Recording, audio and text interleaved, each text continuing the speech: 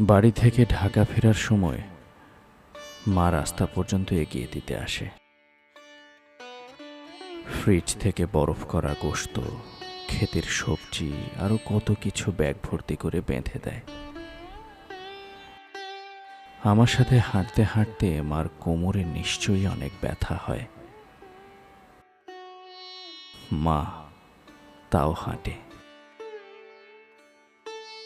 ঢাকায় ফিরে আমি যখন সেই ব্যাগ খুলি, মনে হয় কয়েকশো মাইল দূরে থাকা আমার মায়ের কান্নারত মুখ, নির্জন চোখ এক এক করে ভাসতে থাকে প্রতিটা আনাজের গায়ে।